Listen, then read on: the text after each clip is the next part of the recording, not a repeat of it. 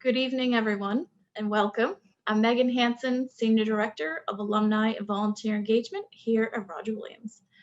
And I have the honor of kicking off our virtual homecoming tonight with President and Provost in a conversation for you to get to know them better and to hear about the future of Roger Williams today and tomorrow. And I just want to say thank you for everyone tuning in. A special welcome to our alumni joining us from across the globe. A warm welcome to the families of our students and to our students who are working hard every day under these new circumstances. As a Roger Williams family, we're here for one another, and I hope that each one of you and your family members stays healthy and safe in the weeks and days ahead. A few reminders about the webinar tonight. We are recording for those unable to join us this evening. The participants are muted, but after speaking remarks, we'll be using the Q&A feature at the bottom of your screen to post questions. We'll try to get to as many as possible, but that's where you should pose your question towards the end. And your questions are visible to the entire audience. And with that, it's now my pleasure to introduce you to President Yannis Miaoulis and Provost Margaret Everett. Thank you, Megan. And thank you all for joining us in this evening as we kick off our virtual homecoming week with daily events geared to bringing together our community in a time where it's actually difficult to all be together. Traditionally, we would have you on campus during this time to celebrate the halfway point of the semester and to welcome our alumni back, their families, and the families of our students back to the Roger Williams University. Homecoming to reach out and connect with you and one another. This is our virtual version of it, and we'll try to do our best to bring it as close to the real one, although it's always very difficult to do so. We miss seeing everyone on campus, but we're happy to be on with you tonight to share updates, give you a peek into our future, and to answer your questions.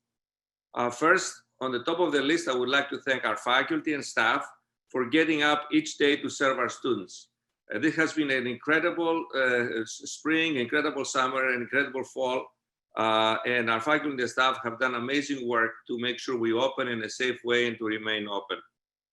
We're weathering the storm together, and it's very much appreciated, all the work that everybody has done. As you may know, we began the semester earlier than usual, and we plan to finish by Thanksgiving to send our students home for a reading period and exams. And I'm pleased to report that we're the #1 university in Rhode Island in dealing with the crisis. We have done remarkably well in containing the issue. And although we are very happy to celebrate the results, we must remain vigilant. And I'll have to tell you, the students have been terrific in self-controlling, self-policing. They have been extremely responsible, and we're doing well so far. We have invested over $4 million to keep the campus safe with weekly testing, cleaning stations, ultrasonic cleaning machine, and enhanced technology in the classrooms and more. And thank to everybody working together, including the students, to keep the campus up and running. We're also continuing the strategic planning for the university, and we're looking at great opportunities we have around the intersectionality with programs and schools. We're identifying new areas that we could be internationally renowned, such as coastal sustainability and blue economy, and real estate development and entrepreneurship.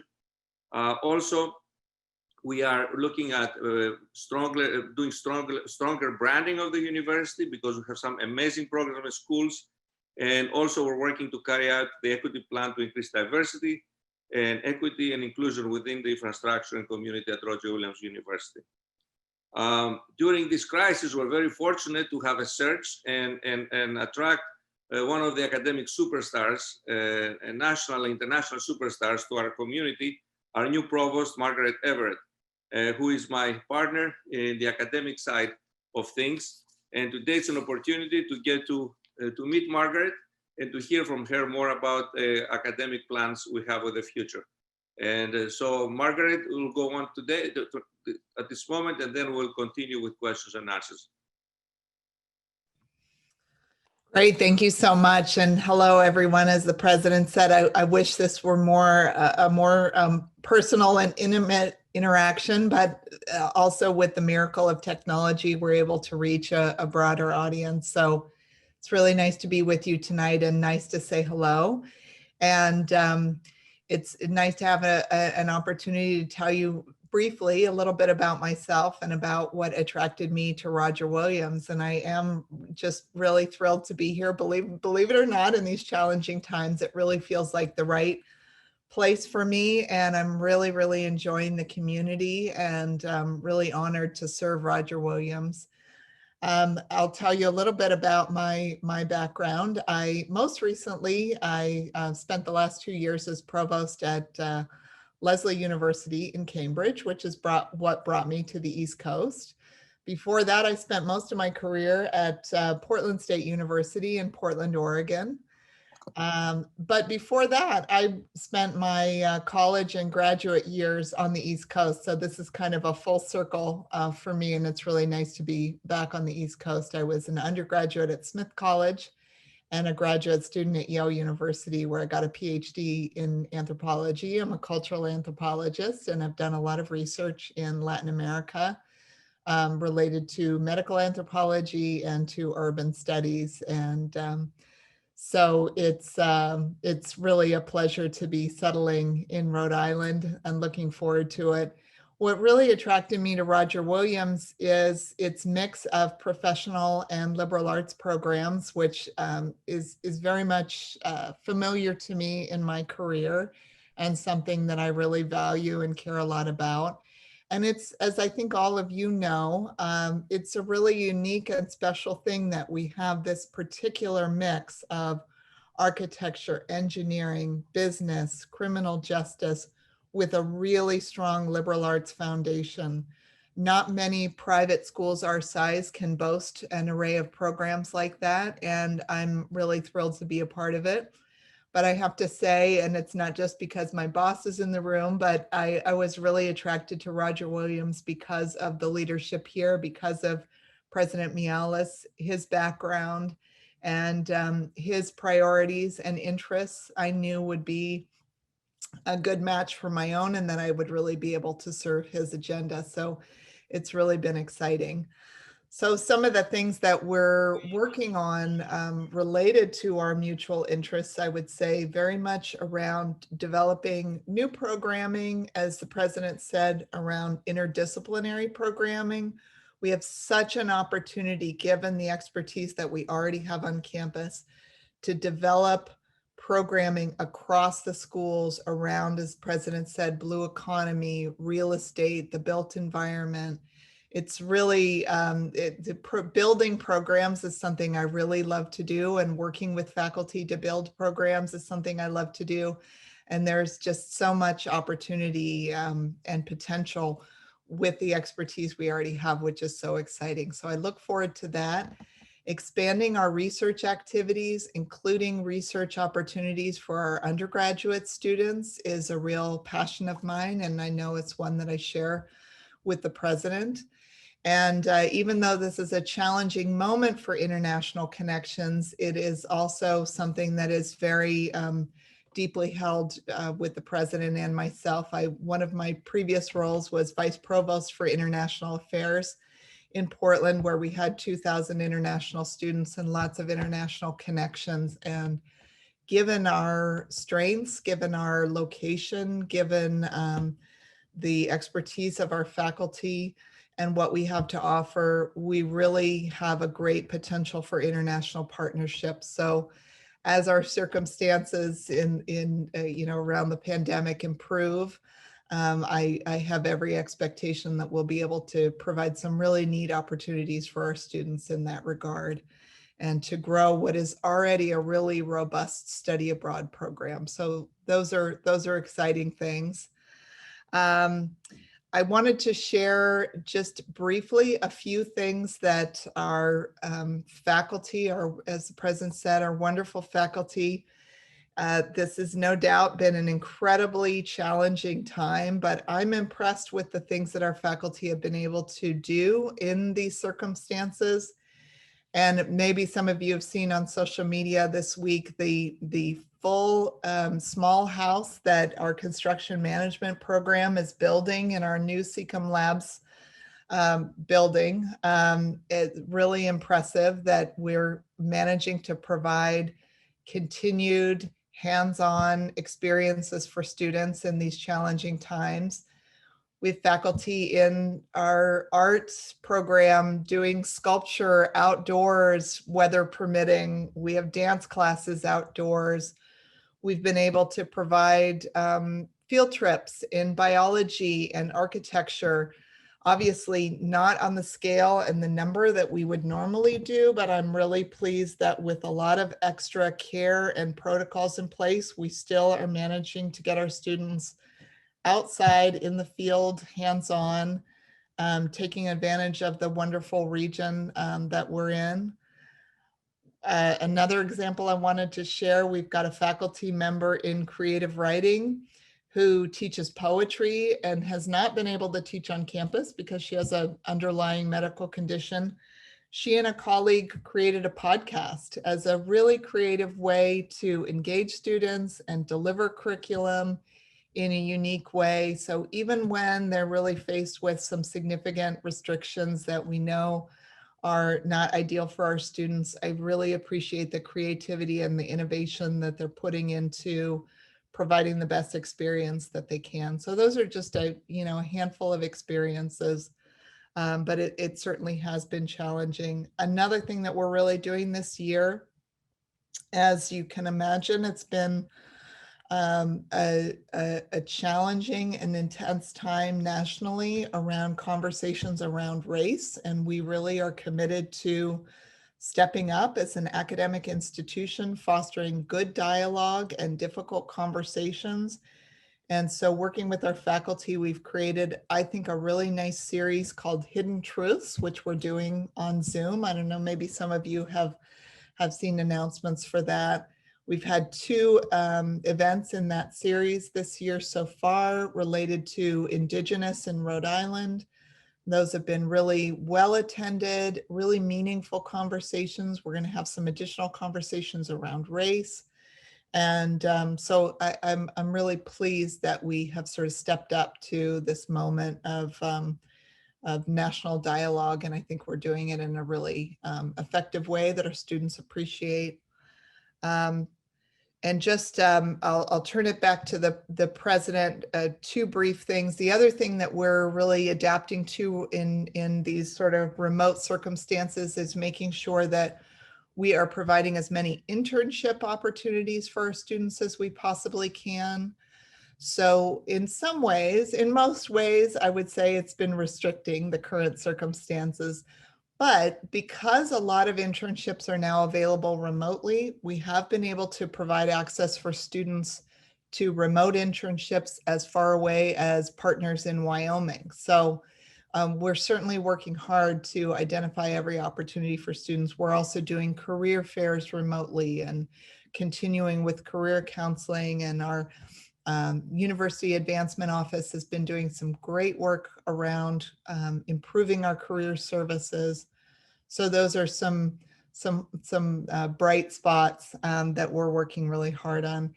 And finally, I just want to acknowledge, as many of you know, the loss of our wonderful Dean of Engineering and Computing and Construction Management, Bob Potter, a few weeks ago. It was such a shock to all of us, and so sad in any circumstances, but especially given that we had just shared the news of his retirement.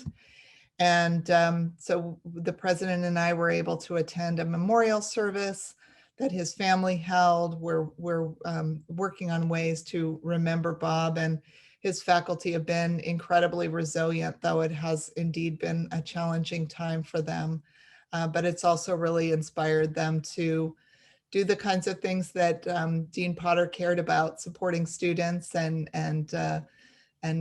running the school very effectively. So we have continued on as we know that he would have wanted us to, but that has certainly been a big impact on the last few weeks. So I'll stop there and turn it back to Megan or the president, but thank you for the opportunity to introduce myself, and I hope that I'll see you all in the future on many occasions.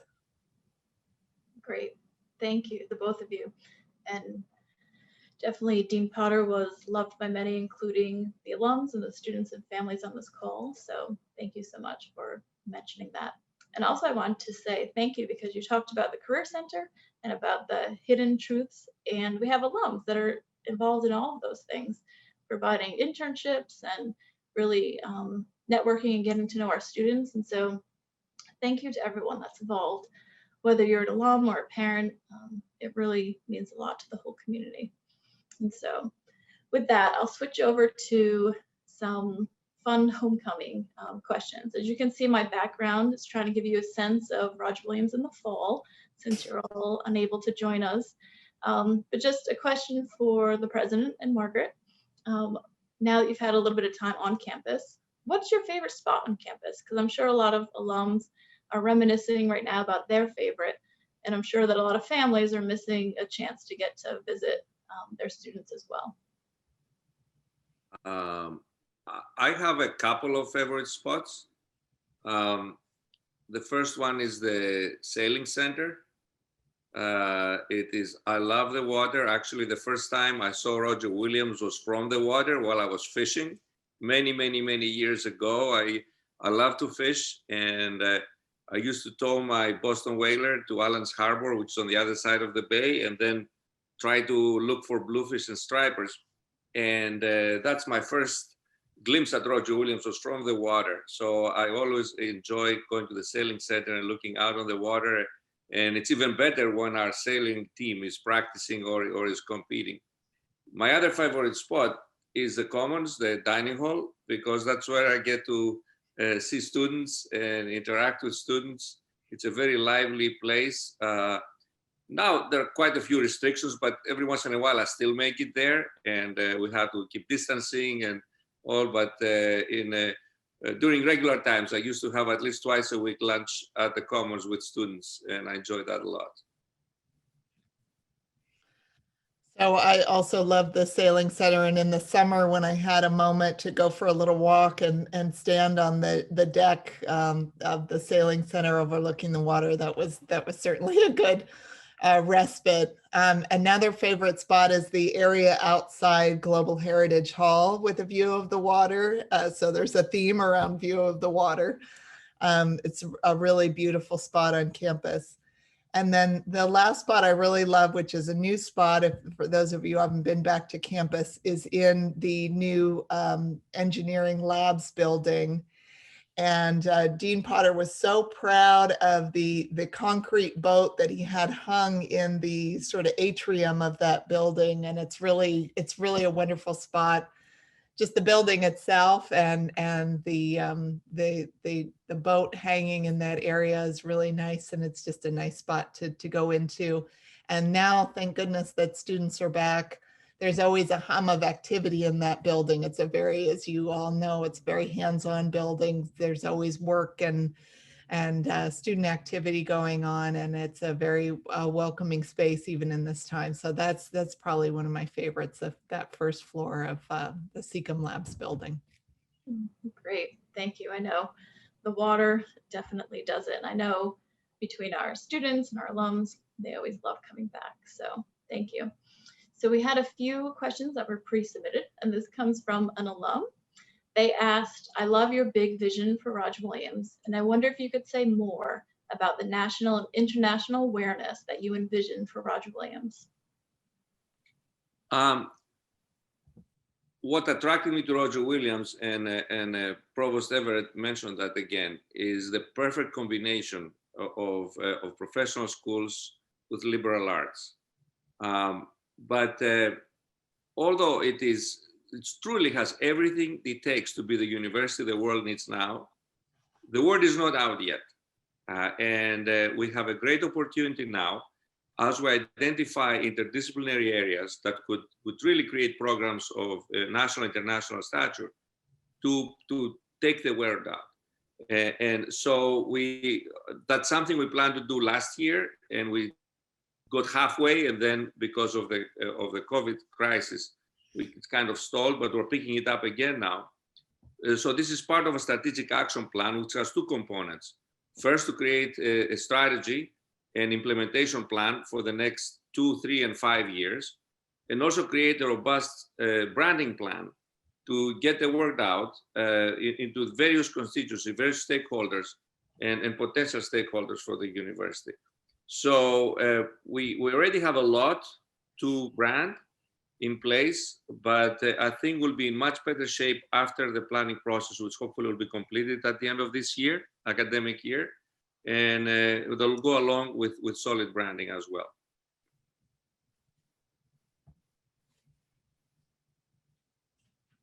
Thank you for that.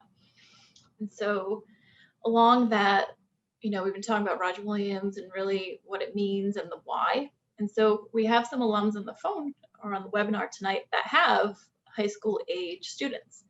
And sometimes it's always easier hearing it from someone other than your parent. So for the current high school juniors and seniors, what would you say to them about Roger Williams? Why Roger? Well, can I say first, I have a high school senior, so I feel whatever you're feeling, I can assure you. And I'm sure that the president has a comment about this, but I think for me, it is that mix of programming. It's also the care and concern that I see everyone on campus expressing for students. It's our beautiful location, but it's also, and probably most important for me, looking through that sort of parent lens, it's that direct and constant connection to careers and to hands-on learning and to experiential learning that I think really sets us apart. So I'll see what the president wants to add. That's terrific. So these are 3 terrific reasons, and I'll add the 4th one. And the evidence that will support making the case for the 4th one is we have a parent advisory group. Some of the members may be in that meeting now, and more than half of the parents are actually parents, but not of students. They're parents of alums, because they were members of this board when their students were still students, and they felt so strongly of what a difference the university made in the lives of the students that they stayed on. And some of them stayed on for years, and now they're trustees of the university. All the students are already graduated 4 or 5 years or more ago. So the 4th thing I would add is the good care the university takes of the students. And I have taught and have been a dean and associate provost at another university, and I have been trustee in a couple of other universities. I have never seen any university that takes such good care of students. So I would say that's the 4th reason. Thank you. And so, Margaret, you mentioned the community learning and those education classes for students. Mm-hmm. So there's a question around community engaged learning classes, and have they continued during COVID? And if so, which types of nonprofits are our students working with? Yeah, such a great question. And I don't have a list of the nonprofits, but we definitely are continuing very much our connection to nonprofits and businesses and community engaged learning. As you can imagine, a fair amount of that is happening remotely because of the current restrictions. We have been able to allow some in-person internships with careful protocols. We have a sort of protocol in place to evaluate whether the site that the students might be visiting is following the same level of rigor and care that we are on campus. And obviously that's important.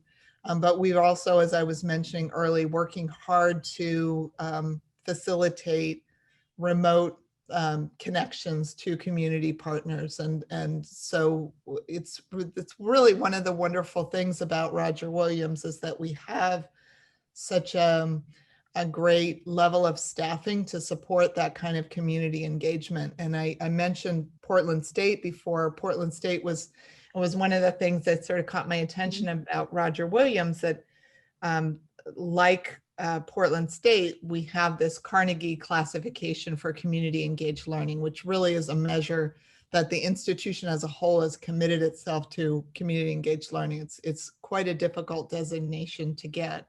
And it's unusual for a smaller institution to get it. So Portland State had, 28,000 students. It's unusual for a school the size of Roger Williams to have that similar level of staffing and a similar level of commitment. So we have, as I said, we focused a lot on staying engaged with those community partners, but oftentimes students are meeting, they might be meeting in class on campus in person with their faculty member, but meeting with the community partner remotely, and putting safety first, but still very, very similar number of classes that are designated as community engaged learning, lots of internships still going on and so forth. That's really important to us. Certainly been one of our big challenges, but a lot happening there. Great. That's good to hear, because I know, in the town of Bristol and with our alums and families, everyone benefits from those community engagement projects. And I know the students get a lot out of it. So that's good to hear we found a way to keep it going. One example, just quickly, because I think it does sort of relate to our current circumstances, the public health faculty that I was just meeting with have done a lot of great partnership work with Bristol and with nonprofit organizations who are supporting community health in some way. And they are very much a part of this health equity zone in our region. And as you can imagine, the work there is more important than ever. And there's sort of new dimensions to that work of promoting community health in the current pandemic. And our faculty and our students are doing some really intensive engagements with that health equity zone. So that was really neat to hear. Great, thank you. And this question comes from a parent. Says, my student is curious about the spring semester. Any early plans of what it may look like? Sure. That's a timely question, because I am very much in the thick of discussions, planning with our deans, with our department chairs and program coordinators, and with our faculty about spring planning. And so they are putting their schedule together as we speak. We expect at this time that a number of the measures around testing and social distancing will be with us for some time, and we certainly continue to intend to put safety first and to keep those protocols in place as long as they're necessary, although we will all be very happy to say goodbye to them.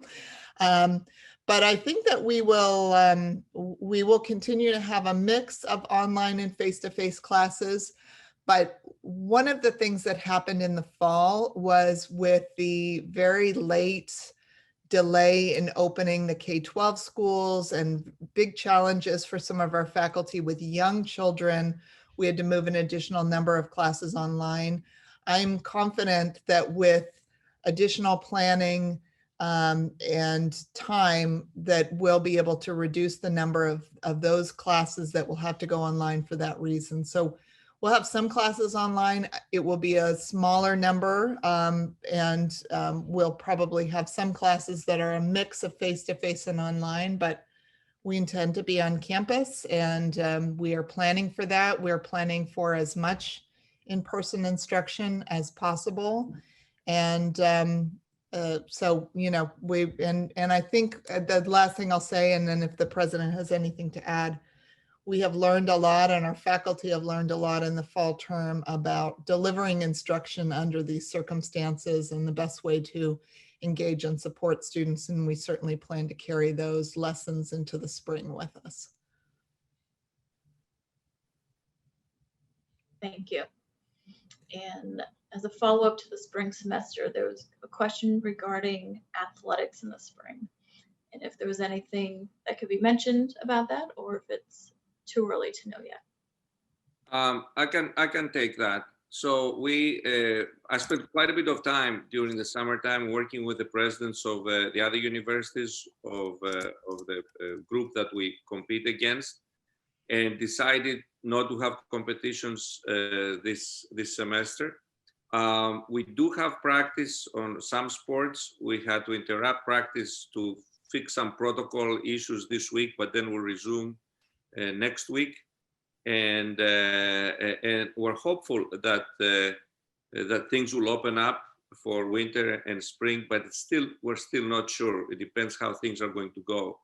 And we are one of the strictest schools in testing and tracing, and we want to make sure that before we let our students to get out and meet with other students and compete off campus, that there are similar protocols and guidelines for the other schools. So I'm working closely with the other presidents to figure out what we're going to do for the winter and spring sports.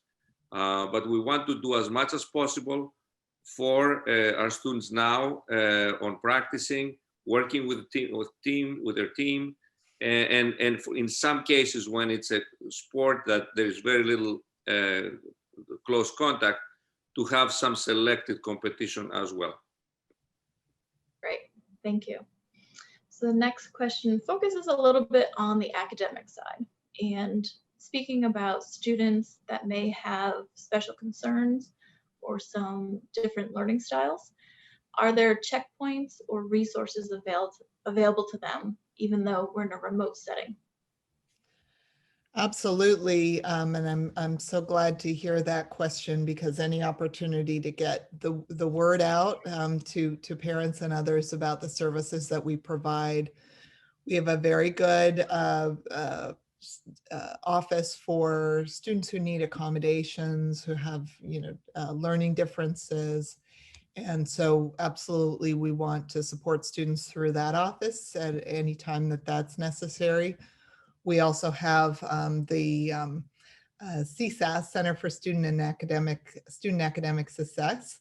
And so we encourage students to be in touch with the advisors in that office. And we're actually at this moment, we're in the process of a lot of outreach to students who are having any kind of academic warning, are struggling in any of their classes. There's a lot of outreach to those students, but we always encourage students to be proactive as well in letting us know. One of the things I always say to students is it's a great life skill to find the people who will help you and ask for help. And it's, for some of us, we're well into our adult years before we learn how to ask for help. So I always encourage, just sort of reflecting on my own experience.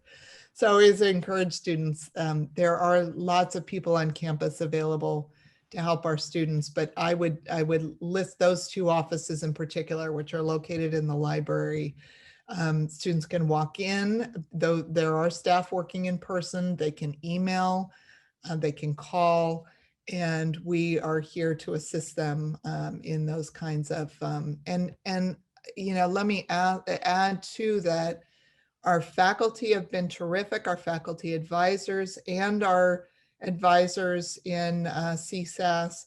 We really understand that students are facing, as we all are, unique circumstances and need added flexibility. And I've really been so proud to see our faculty and our staff kind of rally around students and identify solutions for them when they're running into difficulties for whatever reason. So if that's a concern, anything you can do to help encourage those students to just, raise their hand and say they need help. Thank you. And I know my colleagues over there work hard to deliver what they can, using even our student tutors and other folks on campus. So it's a great resource. So with that, this is another academic type of question.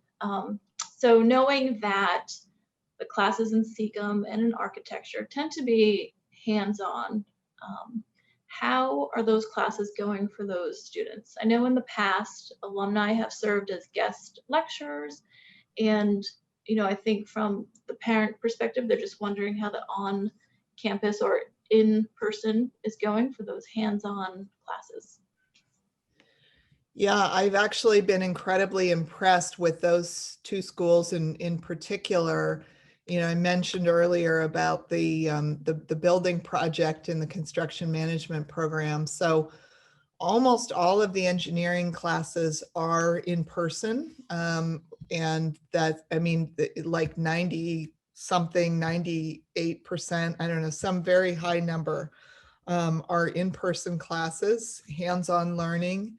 And Dean Potter, when I first arrived, gave me a tour of the new building and of the older building, and showed me how he had set up all of the classrooms so that students could be in person, hands-on, but had, in true engineering fashion, as our president knows, they're great planners, and measured carefully, planned carefully, followed all the protocols, and did a lot of problem solving to make sure that we could provide that kind of hands-on learning experience in a way that meets all of the sort of requirements of our current circumstances.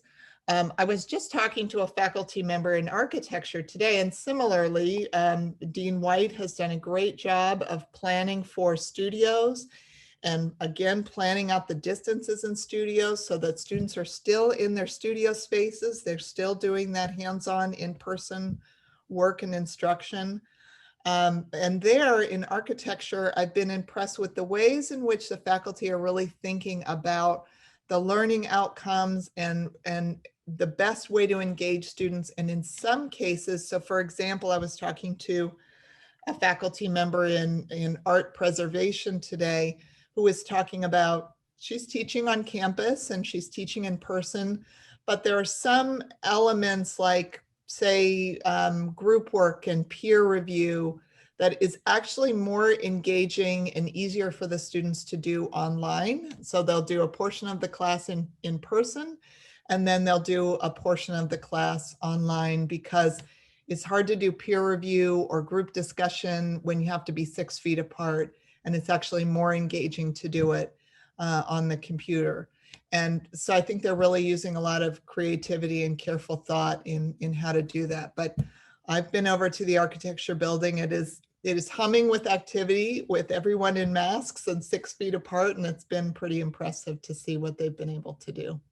And I would like to add a couple of things. First, the new SECAM building has enabled us to add a lot more hands-on experiences and with high-tech equipment and facilities than we used to have even last year. And in architecture also, we added a number of studios this year, so we have better social distancing and have more space for our students. And also I went to Barcelona last year on a personal vacation, and I spent a day visiting the architecture program we have in Barcelona. And this is a program that about a handful of schools, send good architecture schools like ours, send their students to spend the semester. And I spent half day with the director of the program, who's a renowned architect actually in Barcelona, has one of the best architecture firms. And he said how better prepared he finds the Roger Williams students to be compared to the other students, because we start them with paper and pencil, while everybody else starts them with a computer, and they know how to sketch their ideas and to put them quickly, present them to others, versus other students would have to go on the computer and spend hours or days to get their idea down on something that they could show folks. Of course, now it's very difficult to find drafting equipment because people don't use them. So sometimes our school goes to eBay to buy equipment like that, like things that we used to have in engineering schools. But that's one of the signature areas of our program, that very much hands-on oriented, and let students express their ideas with paper and pencil before they dive in a computer, which of course they do eventually, because that's how everything's done. But it's good to start with the basics. Mm-hmm. Great, thank you. So the next question is actually geared towards alumni relations. So if you don't mind, I'll jump in to answer it quick. So the alums are asking, what can they do to help during this COVID period? And so I would mention that a lot of the resources available to our students and to other alums are available remotely. So we work closely with admissions, and admissions uses alumni volunteers for admitted student days, for interview phone calls with students. They also use them for college fairs. So in your particular state or region or country, there could be an opportunity for you to connect with students that are interested in Roger. And those are definitely things you can do remotely. On the career side, in the Career Center, we do use alumni for mock interview days, for internships. And it doesn't have to be that you're offering an internship. You can give professional advice about a career or an internship. And we also launched with the class of 2020 a mentoring program. So what we did was we tried to match a student with an alum who had a similar career interest or just a particular affinity. And that actually is something that we're looking to grow and continue with. And so as an alum, no matter if you're local, national, or worldwide, you can definitely plug in to the university in these different ways. And there's always the alumni board as well. So we have different activities and different committees that serve the entire community. So if you're interested in getting involved, definitely reach out to me or anyone on the board. And so thank you for that question.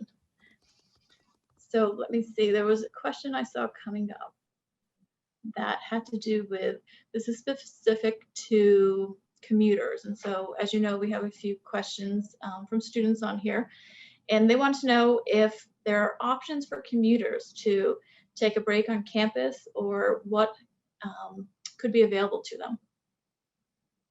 Yeah, I'm happy to answer that. That's was a big part of our planning for the fall because we recognize that would be a difficulty for commuter students. So we have a list of rooms that are available for students during the day. Obviously the library is a place that a lot of commuter students typically use, and they still absolutely can use that. And there are some rooms in the library that students can schedule for study and for to have a little bit of privacy between classes. But we've also made a number of rooms in other buildings available because we knew that wouldn't be enough. So in terms of having a lounge, that has been a challenge to have. And we do have some places for, open seating for students, but not as much as we would ordinarily have because of the current circumstances. So depending on sort of whether they need privacy or not, I would say look for those rooms that we have identified that are available to students during the day. Hope that helps. Great, thank you. And so another question we had is, now under the circumstances of COVID, your answer could change, but if there was one piece of advice that you would give to the students and the alums, and those may be separate pieces of advice, what would it be? Do you mean advice? Can you clarify a little bit? Oh, sure. So advice the first advice I would say is wash your hands and wear your mask, but that's I think professionally. So maybe talking a little bit about the Roger Williams Network and how that could help them move forward. Maybe just advice on next steps in their career, whether they're a student or a young alum. Well, one of the things we did last year, we had to make a quick move, is we wanted to take advantage of the rich alumni network that we have and connect the career services office with this alum. So we moved the whole operation of career services under the advancement office, which actually Megan is part of the advancement office. So the alumni and the career guidance are in much closer contact. And we have a mentorship program that is running right now. And that's an area where our alums could be very helpful in connecting through Megan and others directly with our students in offering them a professional advice. So that's what we did immediately to have the great resource we have, which is our alumni, with our students and offering them more opportunities.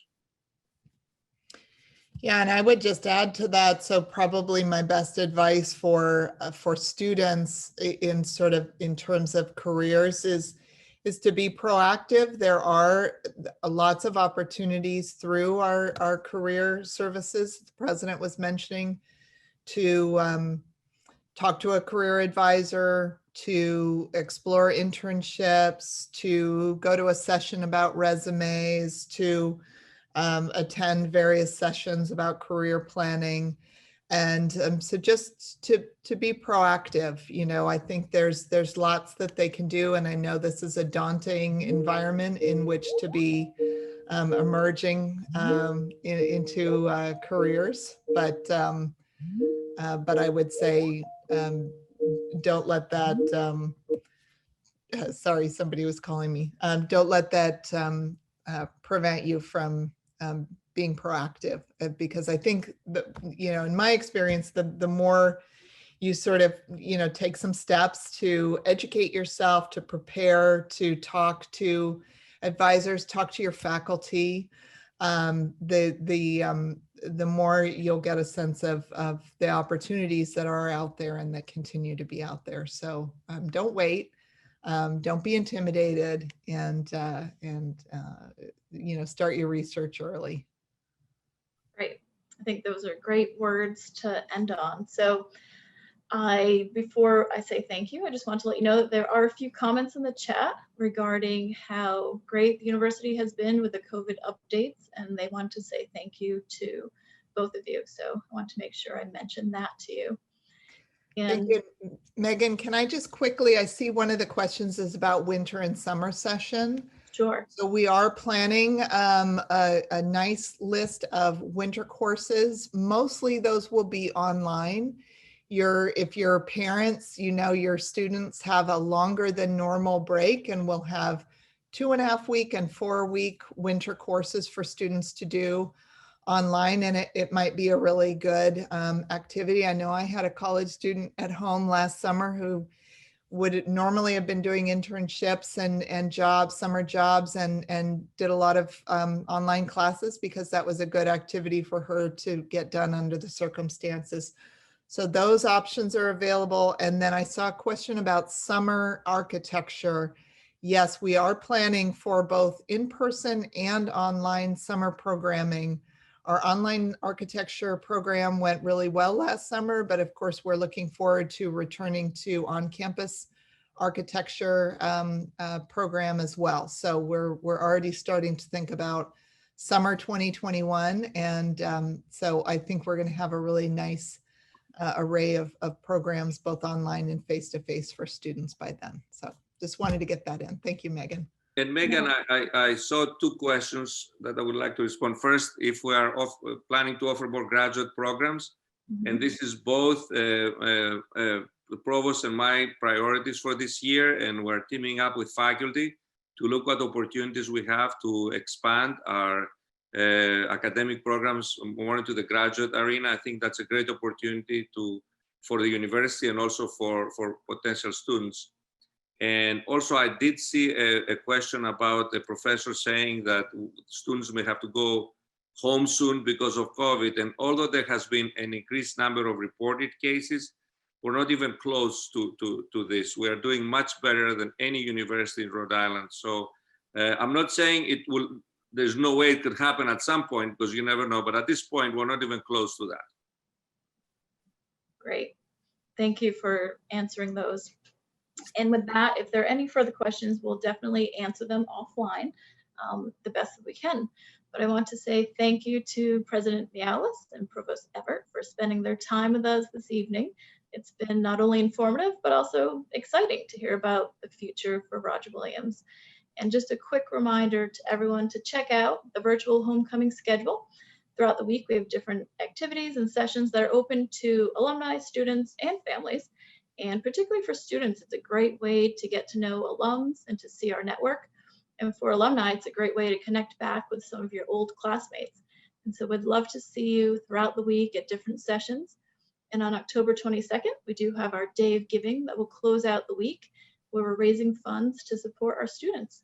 And so on behalf of the entire Roger Williams community, thank you for joining us tonight, and please stay connected and engaged with us. And I hope that you stay healthy and safe in the upcoming weeks. Thank you. Thank you all. Thanks, everyone.